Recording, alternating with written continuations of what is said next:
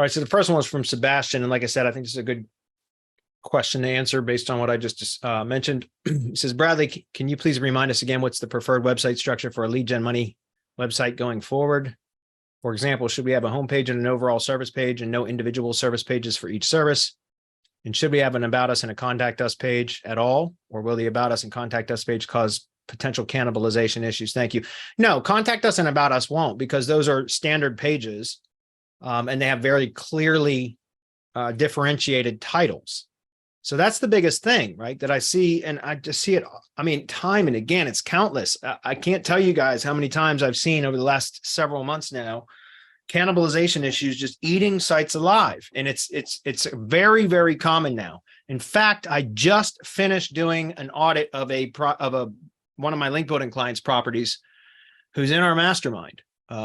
And I've been teaching about this for months. And yet he asked, hey man, we got some, the links aren't providing the effect that I expected them to. Can you take a look at the project? And I just audited the project literally right before getting on this webinar today, right? From the Hump Day Hangouts today. And I clearly showed how what I'm seeing is cannibalization issues on his site. And so again, guys, having unique titles is what's really important, not targeting variants of a keyword. So whatever your top level keyword is that you optimize for, that you want to rank. So your lead generating page, right? The page that you generate leads from. Again, we're talking about local. Okay. Whatever that top level keyword is that you're optimizing for, you can't publish other pages on the site targeting variants of that keyword. Because if you do, it will cause cannibalization issues. It didn't used to, but it does now. So contact us and about us are two clearly distinct kind of titles, right? So that's not an issue. Where it's an issue is when you're targeting a product or service keyword and then you duplicate that or publish other pages on the site or posts on the site that are targeting variants of that keyword, unless it's significantly unique, right? Which, by the way, if you're publishing blog post titles that are long titles, conversational type titles, that's different. But when you're targeting just keyword-based titles like you do typically for pages that you're using to try to rank for generating leads and things like that, that's where it runs into issues. So when you're optimizing for a short keyword instead of a long title, then you run into cannibalization issues when you're targeting a variant of the seed keyword or the top term. Does that make sense? So about us and contact us are very distinct pages, and they're normal. They're common pages to have. So that is not a cannibalization issue, right? Cannibalization issue would be, again, like I try to describe this often in tree service terms. And let me kind of pause the screen for a minute and open up a drive file.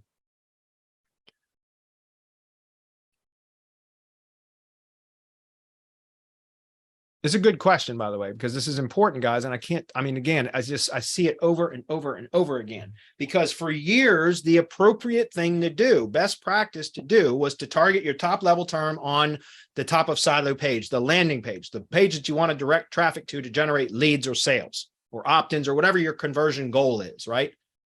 And then what we would do is we would publish a bunch of supporting content that would be targeting variants of that keyword and longer tailed versions of it, and then link up to that page, right? Put it within a category, a silo, and then link back up to that page. And what I'm seeing is that what was best practice for years has now caused a lot of carnage online. And so it's not that, so using this as an example, what you're seeing on my screen, these are the top level keywords for my industry, right? Tree service industry. And what I'm trying to describe here is these are all variants. They're not even close variants. They're variants or keywords that are synonymous with the top level term. And according to Google, and this isn't all my terms, these are just the ones that I deemed the most important. So how can you tell that? Well, go to Google and search for whatever top level term it is that you want to optimize your top of silo page for.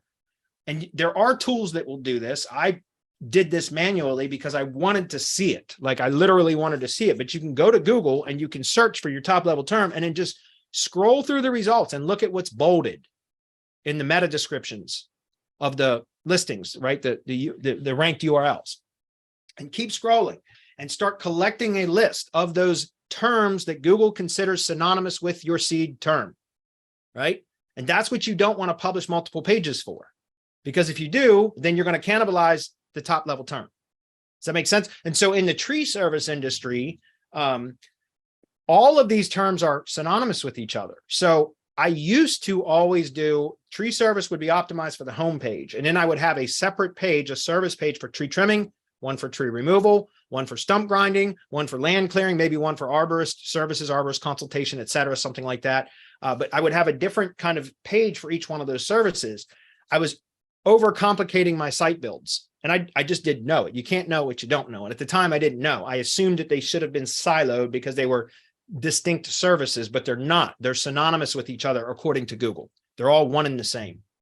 So that's what I'm trying to say. And what's really interesting is through this manual process that I went through, again, guys, there are tools out there that will do this, okay? But I wanted to see it with my own eyes. So for example, if I take this keyword and I go over to Google and I do a search, and guys, I'm trying to teach you here. Don't worry about this being the tree service industry. It has nothing to do with the industry. It's the concept that I'm trying to teach here, okay? I don't care about localization right now, so I just said no on that. But I'm going to zoom in on this, and we're going to scroll through this and take a look, guys. So I put tree maintenance as my seed term, right? We see maintenance, we see trees, we see tree care. Scroll down, I see tree trimming, tree maintenance, pruning, tree. Again, I can go through all this, but there's no need. I've already done that, right? So the point that I'm trying to make here is, yes, you can have a services page if you want. So you can, so in my case for a tree service, if I'm going to do a single location business, right, a single location lead gen site, then what I'm going to do is I'm going to optimize the homepage for all of my services. I'm going to have basically a one-page site plus the normal pages, right, the standard pages, contact about, privacy terms, etc., right, all of those. You want those, by the way. You want a well-developed about page, guys, because that's how one of the ways that you can help to validate the entity, the local entity. You want to put thorough information on the about page about the company. And if it's a lead gen asset, embellish it, right? Make it up. But try to add some validating signals if you can. Things you can do is like on the about page is you can talk about when the company was founded, how many employees there are, things like, seriously, an about page should be well developed. I don't do that a lot but if you have a real valid business, if it's a lead gen asset, it's more difficult to do. But if you have a real valid business, an about page should be well optimized with a lot of information about the company, their products or services, and who they serve, right? It's really important. And in fact, you can actually, I know that in local business schema, structured data, most people will put the homepage URL as the entity home, right? They'll designate that as the URL for local business schema. And that makes sense. But in reality, it's actually better to really designate the about page as the entity home, because the homepage of a website is really for your customers, right? It's a sales page, right? It's a brand page to describe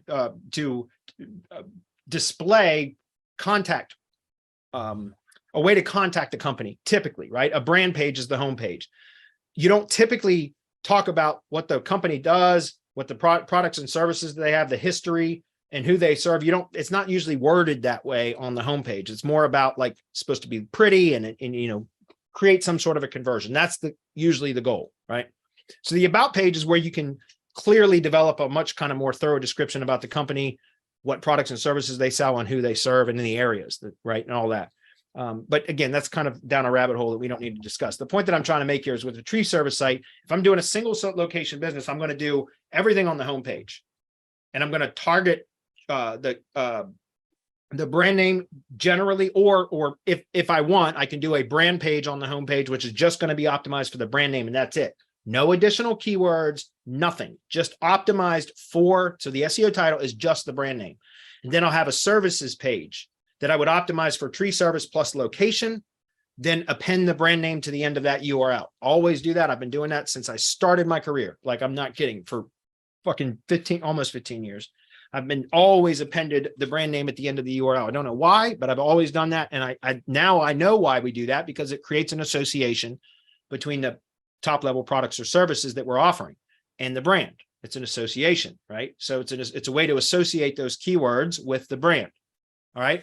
So a single location business for tree services, I could have the homepage optimized for the brand only, then a services page that's optimized for tree service, location modifier, brand name, and then all of the services listed on that service page with jump links going down to them. Because in my industry, all of those services are synonymous with each other. Do you understand? Now, in a different industry, like if I use this as an example often, but plumbing, HVAC, and electrical, they're typically all provided by one company. Not always, but often you will see that. You wouldn't want to put all that on one service page, right? You'd want to have an HVAC service page, plumbing page, electrical page. So in that case, it would make sense to have a homepage optimized for the home or the brand, and then separate service pages for each one of those very distinct services. You understand? So that's what I'm saying is that, cannibalization, guys, is when you have two pages competing in the search results because they're similarly optimized, at least according to Google, right? So that's what, again, very good question. I think it's a great question, actually. Bradley, you see the comments on that on the YouTube chat? I think if you didn't see them, there's maybe some follow-up to this.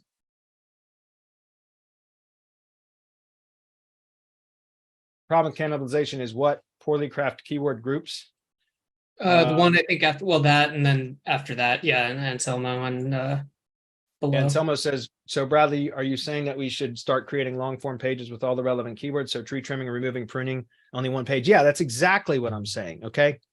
Guys, I've shown this over and over and over again. We'll show it again. This is an example of what I mean. So this is a multi-state project here, guys. Okay. Multi-location, multi-state project. So I got the homepage is optimized. What did I just describe, guys? So I'm practice what I preach, right? What did I just describe? What is the homepage title tag optimized for? The brand, period. Nothing else.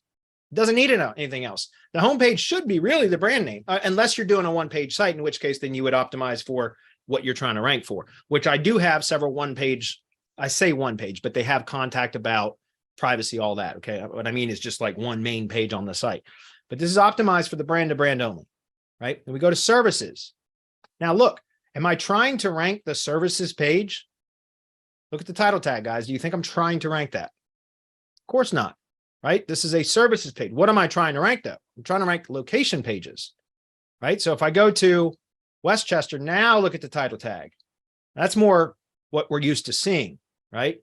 Something like that. I don't know if you guys can see it, but because it's a little pop-up window, but and I don't know if that shows on the screen, but you guys can see it up here. That's a more kind of normal kind of title tag, right? So that the location pages is what I'm trying to rank. I'm not trying to rank the services page or the home page. I'm trying to rank the individual location city pages. So those are what we optimize for, all of that. Okay. And this gives us various places that we can optimize for, right? We also have state pages. I can click into the Pennsylvania page, and if I wanted to, I could, this is something that I could build links to.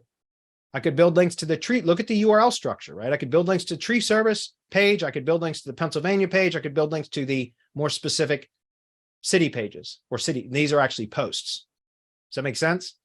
So that, to Anselmo's question, would I do one long page? Yes. Let's go back to the tree services page. Okay. This is one long page. Those aren't sub pages. Those are jump links, guys. What the hell happened to my spacing? My spacing disappeared. I had my developer in there, and he obviously changed. God damn it. Anyway, I got to go in and fix this stuff. Anyway, those are jump links, and they might be broken now. No, it just looks like just in the menu. We want to use those videos. Well, my developer jumped into the site. Anyway, I found out Generate Press is supposed to be like the one of the next generations of WordPress. It loads incredibly fast. The way that it loads code and all that is completely different. And anyway, so I've got my developer right now converting this, which is an Elementor, into Generate Press and Generate Blocks, because this is by far my favorite type of local site structure, hands down. It's just performing really well. I've got it across over a dozen sites now. And all of them are performing well. And so by switching it over to Generate Press, it should load really fast, which should help it to perform even better. But anyway, just back to what I was saying, guys, you can see like these are just jump links. Every one of the services, because they're all synonymous with each other, are right here on this page. You understand? I don't need separate pages. And by the way, can't we take these jump links and build links directly to these jump links, right? So if I copy this link right here, guys, and put it in a notepad file. Take a look. These are the jump links, right? I can build links directly to this, right? So I can have link building content that's optimized for tree trimming and pruning services that links directly to this jump link. So it's basically pushing relevance into that specific section of the page. It's still going to power up this URL in its entirety, but you understand now I'm linking to a very specific section of the page. So don't I have multiple internal links on this page that I could use as link targets, right? So again, link gopher, I can come here and say extract all links, and I can go, well, there's a broken short code there. So I just found that. That's interesting. Anyways, right there, I could go in and grab all these jump links here, and those could be used as link targets for link building purposes. Okay. So you're right, or maybe a table of contents at the top. Yeah, I mean, you don't need that if you have a menu, and then you have this section. This is a carousel here, right? This is the table of contents. You understand? So again, we're on the services page. This is the table of contents. It can be the menu, or it can be here, either way. And then that is duplicated in the location pages, right? If I go to the Westchester, which is actual post, I scroll down. What is that, guys? These aren't jumping to sections of this page. These go back to the services page, right? So I'm associating the local page with all of the services. You understand? So I don't need to have, like, this is just a summary of each one of those, right? Just a quick summary about each one of those sections. So anyway, it is a great question to start off the day. I agree with you. That was a really good question. So anyway, you guys can go model that if you want. Again, on my Twitch channel, I've been working on this for months, these types of site structures, trying to figure out what the best structure is. And again, there's different formats depending on what your use case is. Is it as a single location business? Is it a multi-location business? If it is a multi-location business or even a single location business, if it crosses over into more than one state, that changes the structure, right? The way that I would build the site. So again, I've got 3 different formats that I've been trying to get 100%. They're not going to be 100% by the mastermind webinar tomorrow, but the templates I can still share. And then I'm just going to have to add additional training for kind of tightening everything up over the course of the next week. So anyway, but you guys are more than welcome to go model that, or come start going to my Twitch channel and watching some of that stuff. A lot of it's boring because it's just literally watching me work. But you can probably put that shit on 2 times speed and glean some information from there as to, you know, site structures and things like that. And by the way, feel free to join in the mornings between 6:30 a.m. and 8 a.m. Eastern every day. And because you can ask questions and stuff there. It is not free coaching and training. It's a working session for me, but I don't mind answering questions and interacting with the people that join. We've got a few of them that are there almost every fucking day, and God bless you guys for it. Anyway, I just spent 25 minutes on the first question, so I better roll through these.